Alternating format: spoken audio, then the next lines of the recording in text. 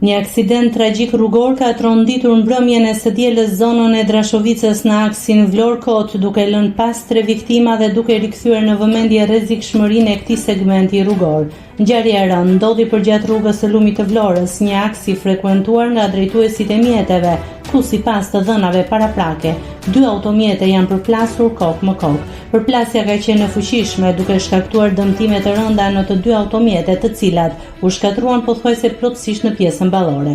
Si pasojë e goditjes, 2 drejtuesit e mjeteve, Adi Alusha, i rreth 30 vjeç, dhe Esad Brahima, i rreth 40 vjeç, kanë humbur jetën në vendngjarje. Sipas burimeve, përplasja ka qenë fatale dhe nuk ka lënë mundësi reagimi për drejtuesit e mjeteve.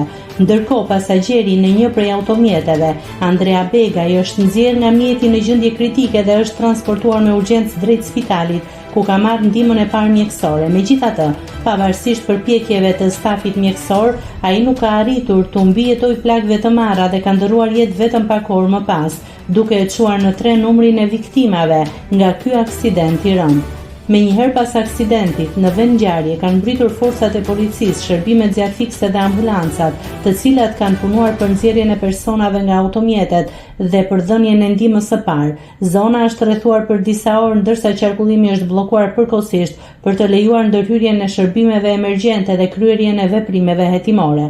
Grupi hetimor ka nisur menjëherë punën për të zbardhur dinamikën e plotë të aksidentit. Paraprakisht, dyshohet se përplasja mund të ketë ardhur si pasojë e shpejtësisë së lartë, një parakalimi të gabuar apo humbjes së kontrollit të njërit prej mjeteve, por këto mbeten për të konfirmuar nga hetimet zyrtare. Nëse klikoni mbi butonin subscribe, do t'ju shfaqen të gjitha publikimet tona. Ju ftoj t'i bëni subscribe kanalit, të pëlqeni videot dhe të lini komentin tuaj.